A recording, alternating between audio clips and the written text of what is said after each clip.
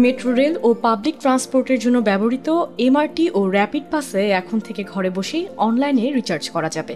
25 November Agargaon metro স্টেশনে metro pass অনলাইনে recharge প্রক্রিয়ার উদ্বোধন করেন প্রধান উপদেষ্টার বিশেষ সহকারী শেখ মঈনুদ্দিন।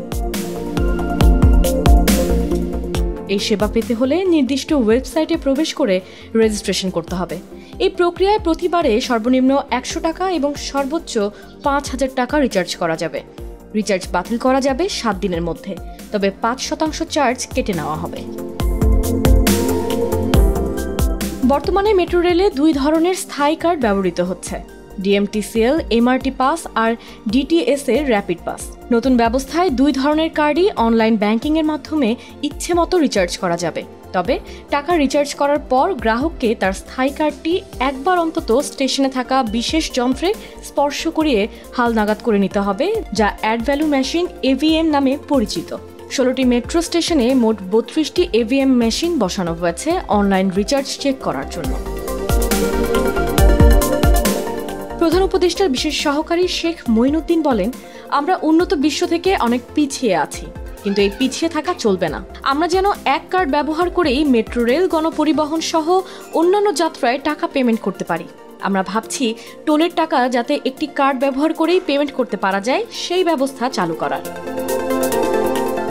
ঢাকা পরিবহন সমন্বয় কর্তৃপক্ষের নির্বাহী পরিচালক নীলিমা আখতার বলেন, লাইনে দাঁড়িয়ে টিকিট কাটায় অনেক ভোগান্তি হচ্ছে।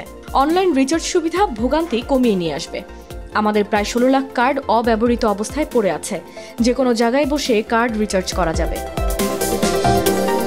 ডিএমটিসিএল এর পরিচালক খায়রুল আলম বলেন, আমরা 16টি স্টেশনে 32টি এভিএম মেশিন স্থাপন করেছি, তবে এগুলো অপ্রতুল, আরও বৃদ্ধির চেষ্টা করছি আমরা। একই সাথে আমাদের মেট্রো রেল স্টেশনের কর্মকর্তাদের এই বিষয়ে প্রশিক্ষণ দেওয়া হচ্ছে। ডিএমটিসিএল এর তথ্য মতে বর্তমানে মেট্রো রেলের 55% যাত্রী র্যাপিড বা এমআরটি কার্ডে যাতায়াত করেন, বাকি 45% যাত্রী ব্যবহার করেন একক যাত্রার কার্ড। অনলাইনে রিচার্জ করার জন্য প্রথমবার www.rapidpass.com.bd ওয়েবসাইট বা অ্যাপে নিবন্ধন করতে হবে। অনলাইন রিচার্জের ক্ষেত্রে র্যাপিড পাস কার্ডটি ইতোমধ্যে নিবন্ধন করা না থাকলে নিবন্ধন করতে হবে এবং যে কোনো একটি পেমেন্ট মাধ্যম ব্যবহার করে অনলাইনে কার্ড রিচার্জ করা যাবে। অনলাইন রিচার্জের পর কার্ডটি অ্যাড ভ্যালু মেশিন এভিএম এ ট্যাপ করে রিচার্জকৃত ব্যালেন্স যুক্ত হয়েছে কিনা নিশ্চিত হতে হবে। রিচার্জ সফল হলে নিবন্ধিত মোবাইল নম্বরে একটি SMS প্রদান করা হবে। একটি কার্ডে একবারে সর্বনিম্ন 100 টাকা এবং সর্বোচ্চ 5,000 টাকা পর্যন্ত রিচার্জ করা যাবে। এছাড়া একবারে শুধুমাত্র একটি পেন্ডিং অনলাইন রিচার্জ থাকতে পারবে।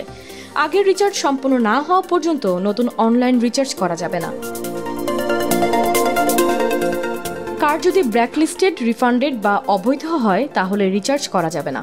ব্যবহারকারী তার রিচার্জ হিস্ট্রি অ্যাপ্লিকেশন বা ওয়েব পোর্টালের মাধ্যমে দেখতে পারবেন। ব্যবহারকারী চাইলে কার্ড এভিএম এ ট্যাপ করার আগে 7 দিনের মধ্যে রিচার্জ বাতিলের জন্য অনুরোধ করতে পারবেন। রিচার্জ বাতিলের ক্ষেত্রে 5% সার্ভিস চার্জ কর্তন করা হবে। কার্ড ব্ল্যাকলিস্ট জনিত কারণে পেন্ডিং ট্রানজ্যাকশন, যেমন অনলাইনে রিচার্জ করা হলেও এভিএম এ ট্যাপ না করা পর্যন্ত ব্যালেন্স আপডেট করতে না পারলে গ্রাহক রিফান্ড রিকোয়েস্ট করতে পারবেন। এক্ষেত্রে 5% সার্ভিস চার্জ কেটে নেওয়া হবে।